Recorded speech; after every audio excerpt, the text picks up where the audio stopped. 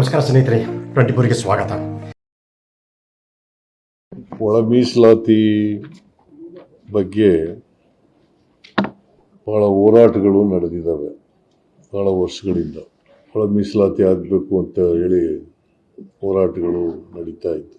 ಅದಾದಮೇಲೆ ಪಕ್ಷದ ವತಿಯಿಂದ ಚಿತ್ರದುರ್ಗದಲ್ಲಿ ಒಂದು ಸಮಾವೇಶ ಏರ್ಪಾಡು ಮಾಡಿತ್ತು. ಪರಿಶಿಷ್ಟ ಜಾತಿಗಳ ಒಂದು ಸಮಾವೇಶ ಏರ್ಪಾಡು ಮಾಡಿತ್ತು. ಅದರಲ್ಲಿ ನಮ್ಮ ರಾಷ್ಟ್ರೀಯ ಅಧ್ಯಕ್ಷರಾದಂಥ ಖರ್ಗೆ ಅವರು ಬಂದಿದ್ದರು, ನಾನು ಅಟೆಂಡ್ ಮಾಡಿದ್ದೆ, ಮತ್ತು ಡಾಕ್ಟರ್ ಪರಮೇಶ್ವರ್ ಅವರ ನೇತೃತ್ವದಲ್ಲಿ ನಡೀತಿರೋದು. ಅಲ್ಲಿ ಒಳ ಮೀಸಲಾತಿ ಮಾಡಲಿಕ್ಕೆ ಎಲ್ಲ ಗುಂಪುಗಳು ಕೂಡ, SC-ನಲ್ಲಿ ಅನೇಕ ಗುಂಪುಗಳು ಬರ್ತವೆ, ಸುಮಾರು 101 ಜಾತಿಗಳು ಬರ್ತವೆ. ಅದರಲ್ಲಿ ಎಡಗೈನವರು, ಬಲಗೈನವರು, ಲಂಬಾಣಿ, ಬೋವಿಗಳು, ಕೊರಮ, ಕೊರ್ಚ, ಮತ್ತು 59 ಜಾತಿಗಳು, ಅಲೆಮಾರಿ ಜಾತಿಗಳು ಬರ್ತವೆ. ಅವರೆಲ್ಲರೂ ಕೂಡ ಭಾಗವಹಿಸಿದ್ರು. ಅಲ್ಲಿ ಒಳ ಮೀಸಲಾತಿಯನ್ನು ಮಾಡಲಿಕ್ಕೆ ಸರ್ವಾನುಮತದಿಂದ ಒಪ್ಪಿಗೆ ಆಗಿತ್ತು. ಅದಾದಮೇಲೆ ಚುನಾವಣಾ ಸಂದರ್ಭದಲ್ಲಿ, ಚುನಾವಣೆಗಿಂತ ಪೂರ್ವದಲ್ಲಿ ಡಾಕ್ಟರ್ ಪರಮೇಶ್ವರ್ ಅವರ ಅಧ್ಯಕ್ಷತೆಯಲ್ಲಿ ಒಂದು ಪ್ರಣಾಳಿಕಾ ಸಮಿತಿ ರಚನೆಯಾಗಿತ್ತು. ಪ್ರಣಾಳಿಕೆಯಲ್ಲೂ ಕೂಡ ಒಳ ಮೀಸಲಾತಿಯನ್ನು ಸರ್ಕಾರ ಕೊಡ್ತದೆ ಅಂತಕ್ಕಂಥ ಭರವಸೆಯನ್ನು ಕೊಟ್ಟಿತ್ತು. ಅದಾದಮೇಲೆ 1/8/2024 ಸುಪ್ರೀಂ ಕೋರ್ಟ್ನವರು ಒಂದು ತೀರ್ಮಾನವನ್ನು ಕೊಟ್ಟರು. ಒಳ ಮೀಸಲಾತಿ ಮಾಡಬಹುದು ಅಂತೇಳಿ ತೀರ್ಪನ್ನು ಕೊಟ್ಟರು. ಅದು 7 ಜಡ್ಜಸ್ ಇದ್ದರು, ವಿಭಾಗೀಯ ಪೀಠ ಕೊಟ್ಟ ತೀರ್ಪು. ಒಳ ಮೀಸಲಾತಿ ಮಾಡಲಿಕ್ಕೆ ಸಂವಿಧಾನದ ವಿರೋಧ ಇಲ್ಲ ಅಂತೇಳಿ ಒಂದು ತೀರ್ಪನ್ನು ಕೊಟ್ಟರು. ಆ ತೀರ್ಪು ಆದಮೇಲೆ ನಾವು ಒಂದು ಆಯೋಗವನ್ನು ರಚನೆ ಮಾಡಿದ್ರು. Nagamohan Das, retired high court judge, ಅವರ ಅಧ್ಯಕ್ಷತೆಯಲ್ಲಿ ಒಂದು ಏಕಸದಸ್ಯ ಪೀಠ ರಚನೆ ಮಾಡಿದ್ರು. ಅವರು ವರದಿ ಕೊಟ್ಟರು. ಆ ವರದಿಯನ್ನು ಕ್ಯಾಬಿನೆಟ್ ಮುಂದೆ ಇಟ್ಟು ಸರ್ವಾನುಮತದಿಂದ ತೀರ್ಮಾನ ಮಾಡೋದು. ಆ ವರದಿನಲ್ಲಿ, ನಾಗಮೋಹನ್ ದಾಸ್ ಅವರು ಕೊಟ್ಟಿದ್ದಂಥ ವರದಿನಲ್ಲಿ 6, 5, 4, 1, 1 ABCDE ಅಂತ ಕ್ಯಾಟಗರಿ ಮಾಡಿ ಅಷ್ಟು ಕೊಟ್ಟಿದ್ರು. ಆಮೇಲೆ ನಾವು ಕ್ಯಾಬಿನೆಟ್ನಲ್ಲಿ ಸರ್ವಾನುಮತದಿಂದ ಏನು ತೀರ್ಮಾನ ಮಾಡ್ತು ಅಂತಂದರೆ 6, 6, 5, 6 ಎಡಗೈನವರಿಗೆ, ಬಲಗೈನವರಿಗೆ 6, ಮತ್ತು ಇತರ ಎಲ್ಲ ಅಲೆಮಾರಿ ಜನಾಂಗಗಳು ಸೇರಿ ಬೋವಿ, ಲಂಬಾಣಿ ಇವರಿಗೆಲ್ಲ 5 ಅಂತ ತೀರ್ಮಾನ ಮಾಡಿದ್ರು. ಅದಾದಮೇಲೆ ಒಂದು ಕಾನೂನು ಕೂಡ ಆಯಿತು. ಕಾನೂನು ರಾಜ್ಯಪಾಲರು ಸೈನ್ ಹಾಕಿ ಅದನ್ನು ಕಳಿಸಿದ್ರು. ಈ ಕಾನೂನು ಮಾಡಿದ ಮೇಲೆ ಮತ್ತೆ ಗೊಂದಲ ನಿರ್ಮಾಣ ಆಯಿತು. ರೋಸ್ಟರ್ ಪಾಯಿಂಟ್ನಲ್ಲಿ ಗೊಂದಲ ನಿರ್ಮಾಣ ಆಯಿತು. ಇನ್ ದಿ ಮೀನ್ ವೈಲ್ ಅಲೆಮಾರಿಯವರು ಕೋರ್ಟ್ಗೆ ಹೋದರು. ಕೋರ್ಟ್ಗೆ ಹೋದ್ಮೇಲೆ ಅವರು ಮೀಸಲಾತಿ 50%ಗಿಂತ ಜಾಸ್ತಿ ಆಗಬಾರ್ದು ಅಂತ ಹೇಳಿದ್ರು ಕೋರ್ಟ್ನವರು. ಯಾಕಂತಂದ್ರೆ ನಾಗಮೋಹನ್ ದಾಸ್ ಅವರ ವರದಿ ಪ್ರಕಾರ 24% ಮಾಡಿತ್ತು ರಿಸರ್ವೇಷನ್.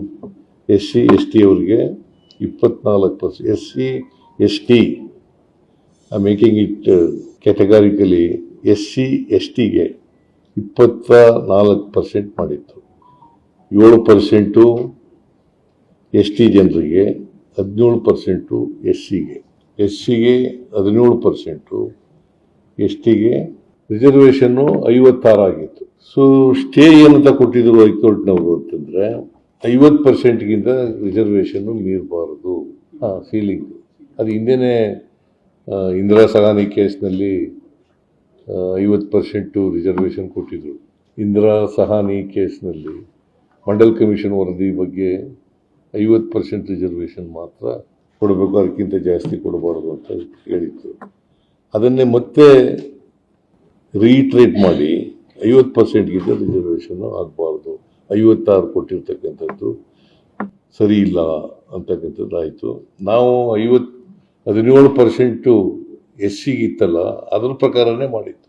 6, 6, 5, 6, 6, 12, 5, 17 17%ಗೆ ನಾವು ಮಾಡಿದ್ದದು.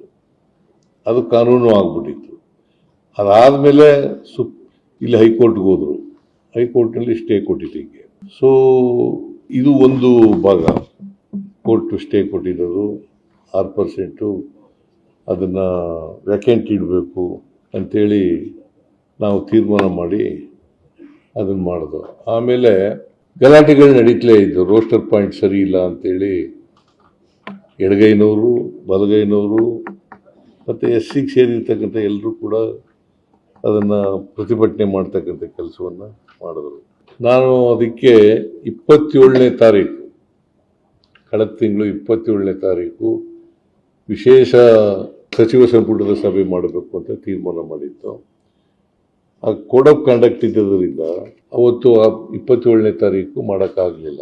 ಮಾರ್ಚ್ 27 ಅವತ್ತು ಡೇಟ್ ನಿಗದಿಯಾಗಿತ್ತು, ಅದು ಮಾಡಲಿಲ್ಲ. ಆಮೇಲೆ ಕಳೆದ ಕ್ಯಾಬಿನೆಟ್ ಮೀಟಿಂಗ್ನಲ್ಲಿ 24 ಏಪ್ರಿಲ್ ಮಾಡೋದು ಅಂತ ತೀರ್ಮಾನ ಆಯಿತು, ಚರ್ಚೆ ಮಾಡೋದು ಅಂತ. ಅವತ್ತು ಫೈನಲ್ ಮಾಡಲೇಬೇಕು ಅಂತೇಳಿ ಅವತ್ತು ದೃಢ ನಿರ್ಧಾರ ಮಾಡಿತು.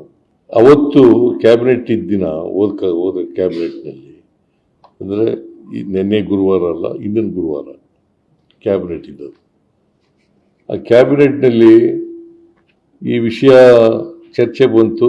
ಚರ್ಚೆ ಬಂದಾಗ ಯಾವ ಡೇಟು ಮಾಡೋದು ಏನು ಅಂತೇಳಿ ಇದು ಚರ್ಚೆ ಆದಾಗ 24ನೇ ತಾರೀಕು ಮಾಡೋದು ಅಂತೇಳಿ ತೀರ್ಮಾನ ಆಯಿತು. ಅವತ್ತೇ ನಾವು ಏನು ತೀರ್ಮಾನ ಮಾಡೋದು ಅಂತಂದರೆ, ಕ್ಯಾಬಿನೆಟ್ನಲ್ಲಿ ಒಂದು ಸಲಹೆ ಏನು ಬಂತು ಅಂತಂದರೆ, ಒಂದು ಚೀಫ್ ಸೆಕ್ರೆಟರಿ ಅವರ ಅಧ್ಯಕ್ಷತೆಯಲ್ಲಿ ಒಂದು ಟೆಕ್ನಿಕಲ್ ಕಮಿಟಿ ಮಾಡಬೇಕು ಅಂತ ತೀರ್ಮಾನ ಆಯಿತು. ಅವರು ಇವತ್ತು ವರದಿಯನ್ನು ಕೊಟ್ಟರು. ಆಮೇಲೆ ಕೋರ್ಟ್ನವರು 50% ರಿಸರ್ವೇಷನ್ ಹೇಳಿರೋದ್ರಿಂದ SCಗಳಿಗೆ 15% ಬರೋದು, STಗೆ 3% ಬರ್ತದೆ. ಆಮೇಲೆ ನಾವು ಏನು ಆಕ್ಟ್ ಮಾಡಿದ್ದೋ ಒಳ ಮೀಸಲಾತಿ ಬಗ್ಗೆ, ಅದಕ್ಕೆ ಪ್ರಪೋರ್ಷನೇಟ್ ಆಗಿ ಕೊಟ್ಟಿದ್ವಿ. ಅಂದರೆ 17%ಗೆ 6.5 ಆದರೆ 15%ಗೆ ಎಷ್ಟಾಗುತ್ತೆ ಅಂತ ಕೊಟ್ಟಿದ್ವಿ. 5.3 ಪ್ಲಸ್ 4.4 5.3 ಪ್ರಪೋರ್ಷನೇಟ್ ಆಗಿ 17% ಇದ್ದಾಗ 6.5 15%ಗೆ ಕಡಿಮೆ ಆದಾಗ 5.3 4.4 ಗೊತ್ತಾಯ್ತಲ್ಲ, 15 ಒಟ್ಟಿಗೆ 15 ಆಗಬೇಕು. 5.3 4.4 ಅದರ ಒಂದು ರಿಪೋರ್ಟ್ ಕೊಟ್ಟಿದ್ರು. ಆ ರಿಪೋರ್ಟ್ನಲ್ಲಿ 2-3 ಆಪ್ಷನ್ಗಳನ್ನ ಕೊಟ್ಟಿದ್ರು. ಅದರಲ್ಲಿ ಇದು ಒಂದು ಆಪ್ಷನ್. ನಾವು ಅಂತಿಮವಾಗಿ ಕ್ಯಾಬಿನೆಟ್ ತೀರ್ಮಾನ ಮಾಡಿದ್ದು 5.25 5.25 4.5 5.25 ಅದು ಲೆಫ್ಟ್ಗೆ, ಅವರ ಸಂಬಂಧಿತ ಜಾತಿಗಳಿಗೆ ಗ್ರೂಪ್ ಎ. ಗ್ರೂಪ್ ಬಿ ನಲ್ಲಿ 6% ಕೊಟ್ಟಿದ್ವಲ್ಲ ಹಿಂದೆ, ವಲಯರು ಮತ್ತು ಅದಕ್ಕೆ ಸಂಬಂಧಿತ ಜಾತಿಗಳು, ಅವ್ರಿಗೆ 6 ಕೊಟ್ಟಿದ್ದು. ಅದಕ್ಕೆ 5.25 ಬೋವಿ, ಲಂಬಾಣಿ, ಕೊರ್ಚ, ಕೊರಮ ಮತ್ತೆ 59 ಅಲೆಮಾರಿ ಜಾತಿಗಳು, ಇವೆಲ್ಲ ಸೇರಿ 4.5. ಇದು ಸರ್ವಾನುಮತದಿಂದ ತೀರ್ಮಾನ ಆಗಿರ್ತಕ್ಕಂಥದ್ದು. KH ಮುನಿಯಪ್ಪನವರು ಒಪ್ಕೊಂಡಿದ್ದಾರೆ, ತಿಮ್ಮಾಪುರ ಒಪ್ಕೊಂಡಿದ್ದಾರೆ, ತಂಗಡಿಗೆಯವ್ರಿಗೂ ಒಪ್ಕೊಂಡಿದ್ದಾರೆ, ಡಾಕ್ಟರ್ ಪರಮೇಶ್ವರ್ ಅವರು ಒಪ್ಕೊಂಡಿದ್ದಾರೆ, ಮಾದೇವಪ್ಪನವರು ಒಪ್ಕೊಂಡಿದ್ದಾರೆ, ಪ್ರಿಯಾಂಕನೂ ಒಪ್ಕೊಂಡಿದ್ದಾರೆ, ಸತೀಶ್ ಜಾರಕಿಹೊಳಿನೂ ಒಪ್ಕೊಂಡಿದ್ದಾರೆ. ಎಂಟೈರ್ ಕ್ಯಾಬಿನೆಟ್ಟು ಕೂಡ ಸರ್ವಾನುಮತದಿಂದ ಒಪ್ಕೊಂಡಿದೆ. ಸ್ನೇಹಿತರೆ, ಈ ವಿಡಿಯೋ ನಿಮಗೆ ಹೇಗೆ ಅನಿಸ್ತು ಅನ್ನೋದ್ರ ಬಗ್ಗೆ ಲೈಕ್ ಮಾಡಿ, ಶೇರ್ ಮಾಡಿ ಮತ್ತು ಸಬ್ಸ್ಕ್ರೈಬ್ ಮಾಡಿ. ಏಕೆಂದರೆ ನಮ್ಮ ಪ್ರತಿಯೊಂದು ವಿಡಿಯೋ ಮೊದಲು ನಿಮಗೆ ತಲುಪಬೇಕು. ನಮಸ್ಕಾರ.